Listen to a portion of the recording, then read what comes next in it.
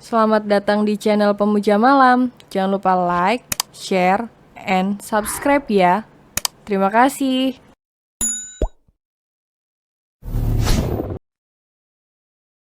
Chapter 22 Wida Ngamuk. Nasiwa, aku hanya pemuas.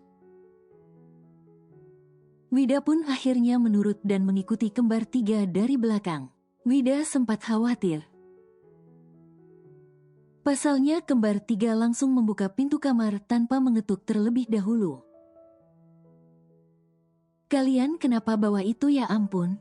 Pekik Leksa saat melihat ketiga anaknya membawa macam-macam alat kebersihan.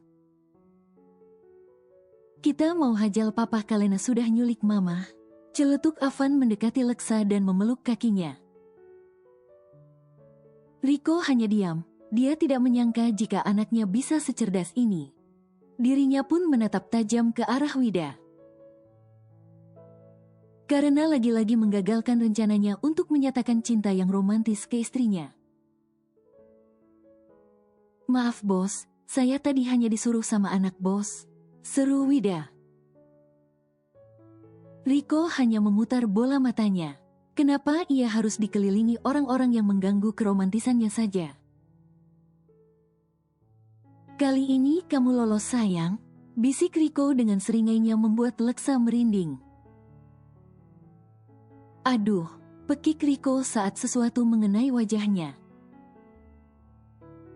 Ya, Alfa melempar bantal tepat di wajah Riko. Wida yang melihatnya hanya bisa menahan tawa. Karena takut jika bosnya itu akan marah karena dirinya berani mentertawainya. Leksa pun sudah dilanda tawanya melihat Riko dihantam bantal yang dilempar oleh anak perempuannya sendiri. Papa hendak boleh deket-deket mama, seru Alfa berkacak pinggang. Sungguh, Riko sangat malu, namun dirinya bisa dapat merasakan kebahagiaan dengan anaknya. Sebelum kedatangan Leksa, jarak antara Riko dan ketiga anaknya sangat renggang karena kesibukan Riko.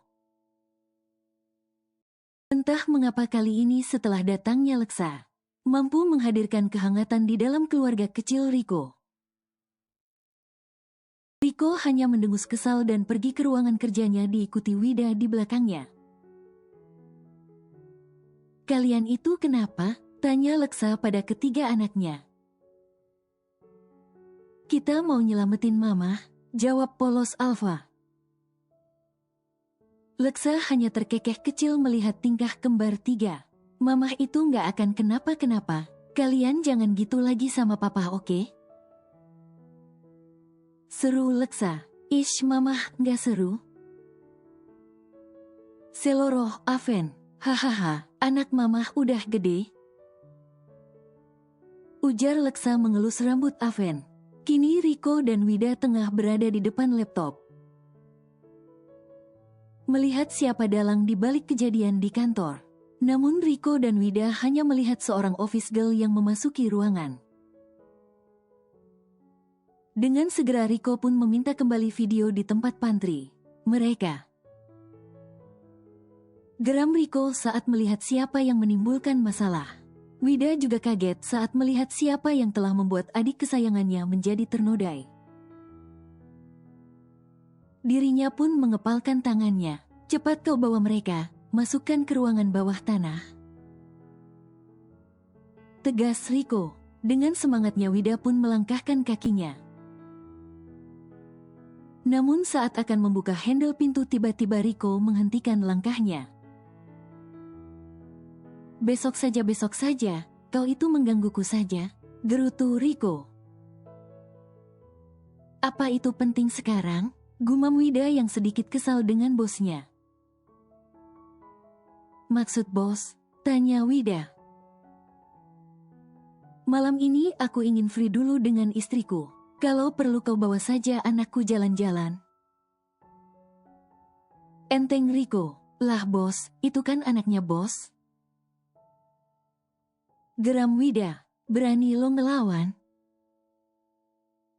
Bentak Wida. Maaf bos. Tapi bukankah Anda tidak boleh melakukannya dengan Nyonya Leksa selama 1 minggu? Tanya Wida dengan seringai merasa senang sudah membuat bosnya itu diam. Tidak masalah, aku akan membayar pengobatannya. Jawab enteng Riko meninggalkan Wida yang masih tercengang dengan omongan Riko. Bos sudah gila menahannya 6 tahun sekali dapat udah perawan langsung diembat. Seru Wida di dalam hatinya. Dengan terpaksa kali ini sesuai permintaan Leksa dan ketiga anaknya.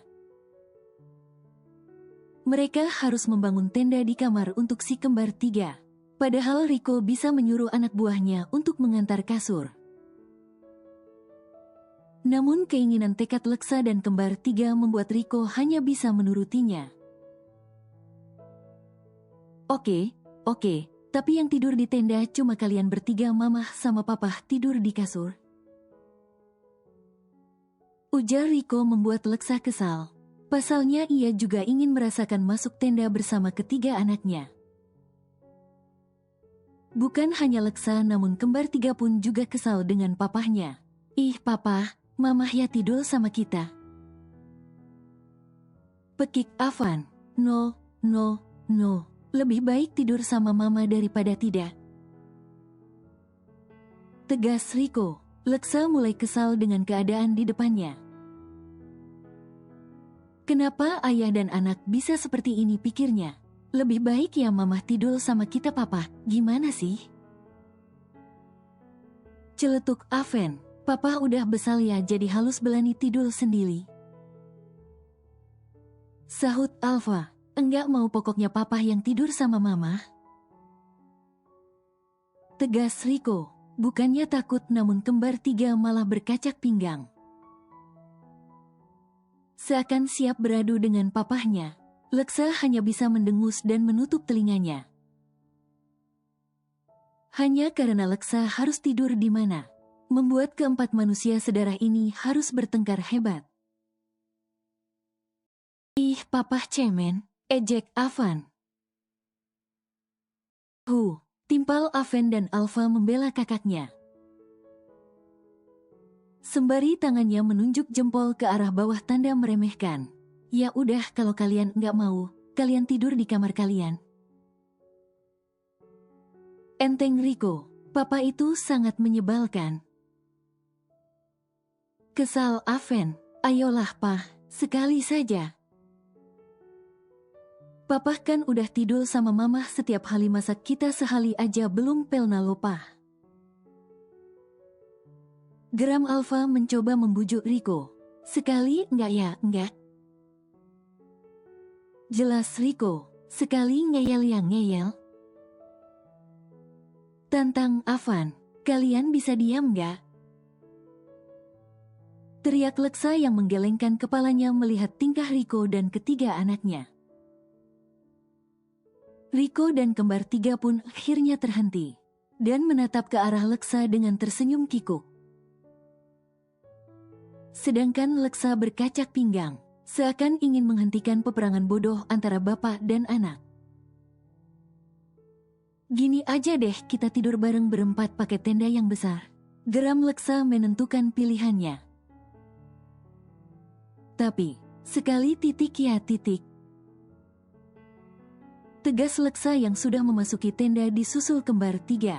Hahaha. Seloroh kembar 3. Welek Papah kalah Ejek kembar 3 mengacungkan jempolnya ke bawah sambil memamerkan lidahnya. Di apartemen milik Aldi.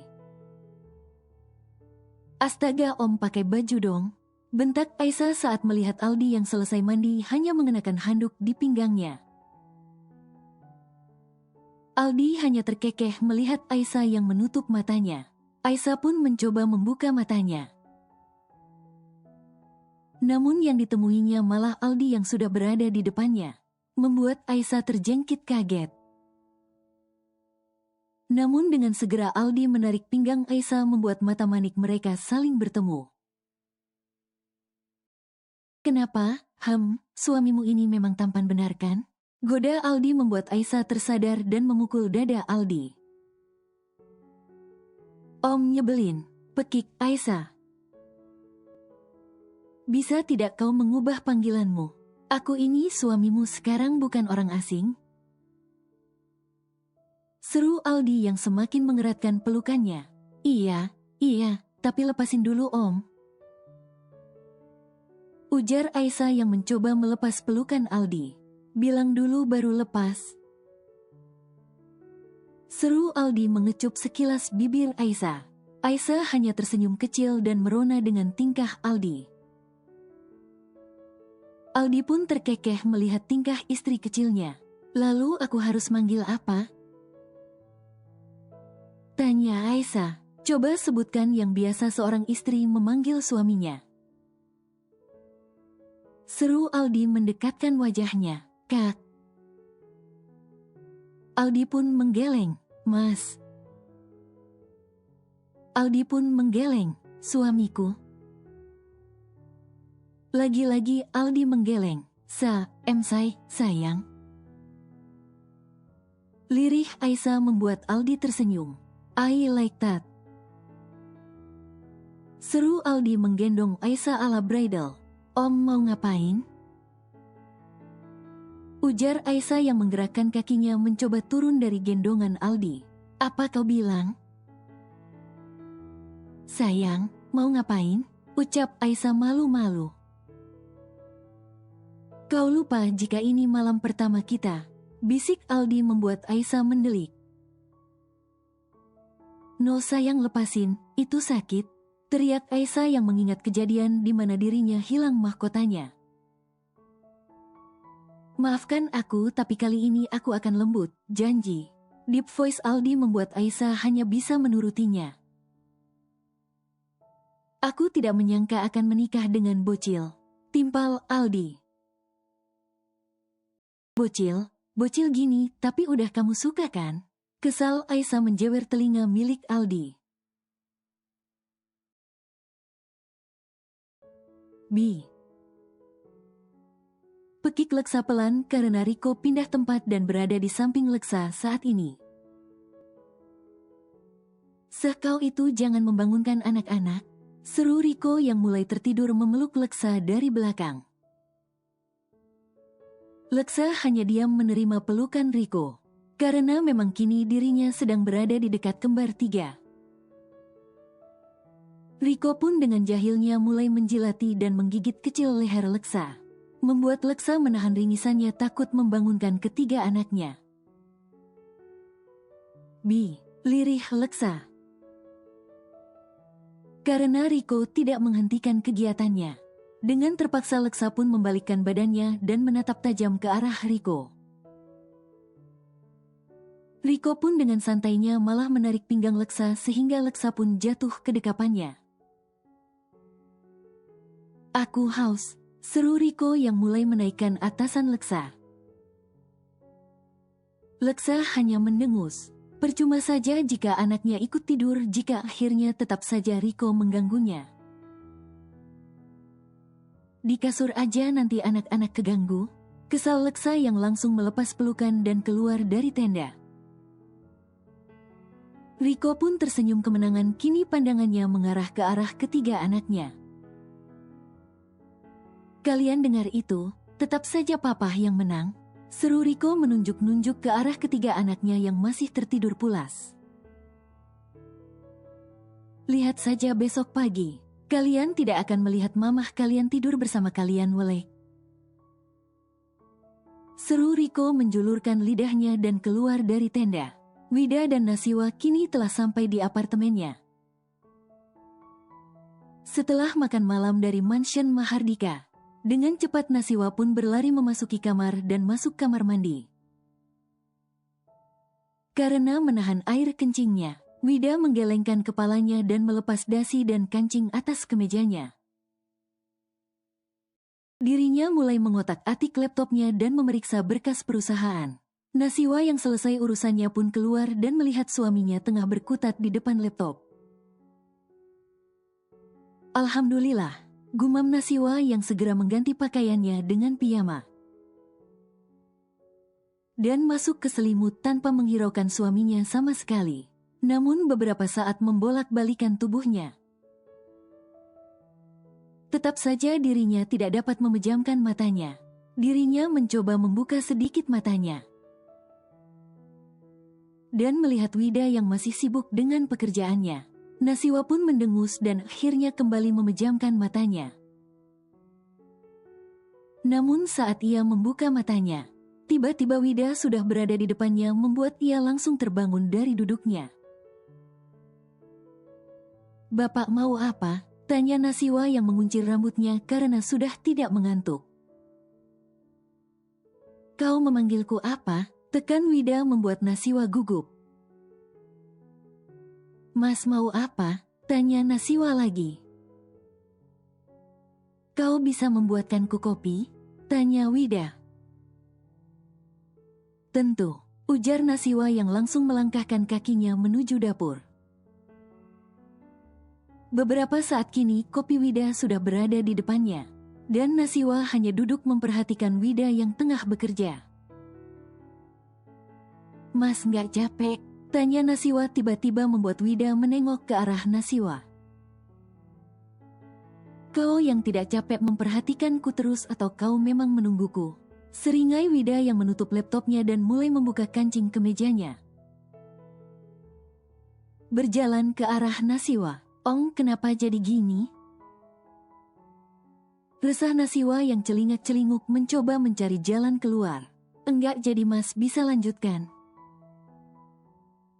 seru Nasiwa tiba-tiba yang langsung menutup seluruh tubuhnya dengan selimut.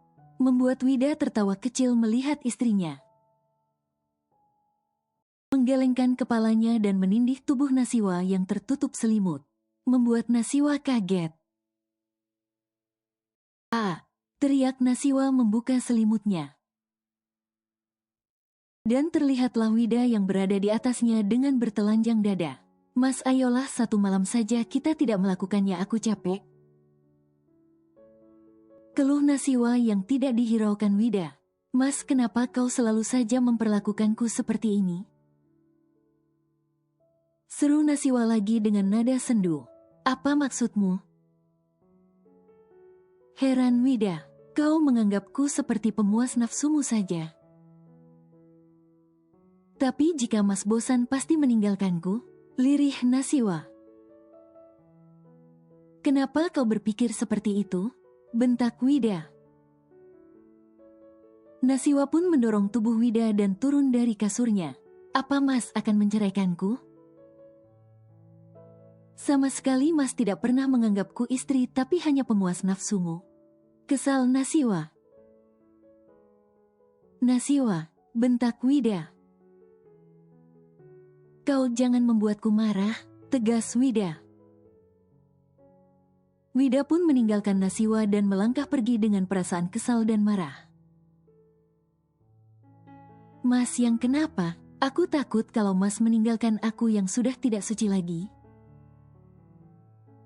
lirih Nasiwa menahan air matanya. Wida pun menghentikan langkahnya dan menatap ke arah Nasiwa. "Apa kau tidak paham dengan apa yang setiap aku lakukan?" tekan Wida mendekat ke arah Nasiwa. "Kau selalu melakukanku seperti pemuas nafsumu saja," teriak Nasiwa. Wida yang kesal pun menarik tangan Nasiwa dan menjambak rambutnya. Membuat Nasiwa meringis. "Kau benar-benar membuatku marah," geram Wida. Wida pun mencium bibir Nasiwa dengan brutal. Dirinya benar-benar merasa kesal dengan semua penuturan Nasiwa. Apa dirinya tidak paham setiap kelakuannya dan malah menyimpulkan sendiri? Kesal Wida. Kali ini Wida benar-benar marah. Dirinya tanpa ampun merobek piyama Nasiwa. Nasiwa mencoba untuk memberontak sesekali memukul dan berteriak berharap ada yang menolongnya. Nasiwa kini benar-benar ketakutan melihat amarah yang ada di dalam tatapan Wida.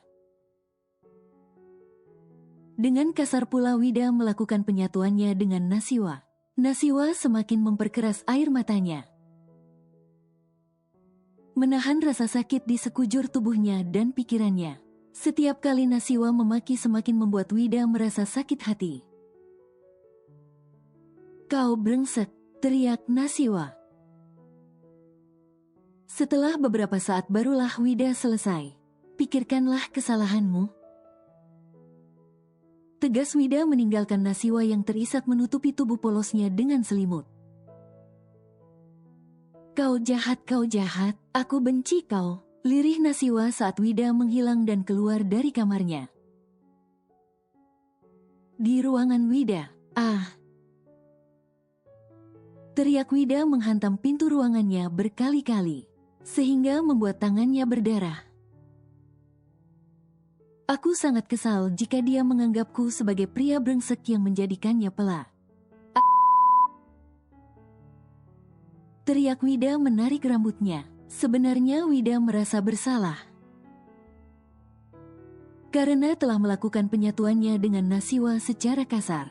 Terlihat saat melakukannya pun Nasiwa terlihat pucat.